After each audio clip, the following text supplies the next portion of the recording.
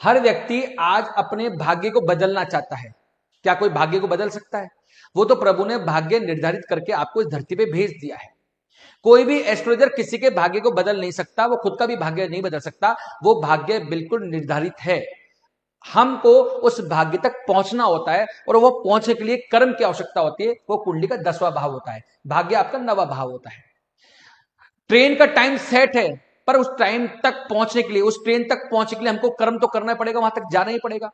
आपकी कुंडली में लिखा आप सीए बन सकते हैं, आप एक बहुत बड़े ऑफिसर बन सकते हैं, लेकिन उसके लिए पढ़ाई करनी पड़ेगी, कर्म तो तब भी करना पड़ेगा। इसलिए भाग्य तक पहुंचा जा सकता है और यहां एस्ट्रोलॉजी बहुत सहायता कर सकती है, आपका मार्गदर्शन कर सकती है। नहीं तो कोई भी एस्ट्रोलॉजर किसी का भाग्य बदल नहीं सकता। कुंडली में 10वां भाव देखिए, 10वें भाव की स्थिति क्या है। मैंने यहां 10 नंबर लिख दिया है, तो ये शनि का भाव हो गया। यहां 9 नंबर हो गया तो गुरु का भाव हो जाएगा। ये 3 नंबर हो गया तो ये बुध का भाव हो जाएगा। तो सबसे पहले इस भाव की स्थिति देखिए, कहीं ये पीड़ित तो नहीं है, कहीं ये पाप करते योग में तो नहीं आ गया, क्या ये भाव खाली है? अगर खाली है तो सोया हुआ है। फिर देखिए क्या इस भाव पर किसी ग्रह की दृष्टि नहीं पड़ रही? अगर नहीं पड़ी तो फिर ये सोया हुआ है। और बाद में ये देखिए कि क्या इस कुंडली में जो ये भाव का मालिक है कहीं जाकर के पीड़ित तो नहीं हो गया। अगर ऐसा है कि भाव भी खाली, किसी ग्रह की भी दृष्टि नहीं है और भाव का मालिक भी पीड़ित है, तो ऐसे व्यक्ति को जीवन में बहुत ऑब्स्टिकल्स आते हैं, बहुत संघर्ष की स्थिति आती है।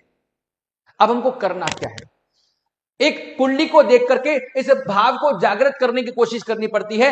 पहले यह देखना पड़ेगा इस भाव का मालिक कौन है, उस मालिक की स्थिति देखनी पड़ेगी कि वो उसके पास बल कितना है। अगर वो अच्छा है लेकिन बलहीन है तो उसको बल देना पड़ेगा। अगर वो खराब है, नीच का है, बेकार हो गया, तो उसको बैलेंस करना पड़ेगा। साथ में जो उसके किराएदार बन के गृह आए हैं उनकी स्थिति देख करके उनको भी एक्टिवेट करना पड़ेगा। अब उनके अच्छे और बुरे रिजल्ट बाकी और ग्रहों पे भी डिपेंड करते हैं।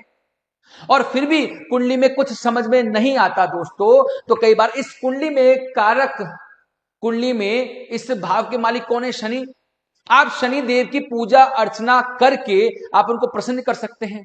अगर बुध की, शुक्र की, शनि की लग्न की कुंडलियां हैं तो उसका रत्न धारण कर सकते हैं। बाकी अगर दूसरे लग्न पड़ गए तो शनि का उपरत्न धारण करके एक्सपेरिमेंट कर सकते हैं, या उनके कलर के कपड़े पहन के कर सकते हैं। शनिदेव की पूजा अर्चना करके उस भाव को एक्टिवेट कर सकते हैं। एक बार आपका भाव को बल मिल गया तो आप अपने भाग्य तक पहुंच सकते हैं, अन्यथा मेहनत तो बहुत करनी पड़ती है।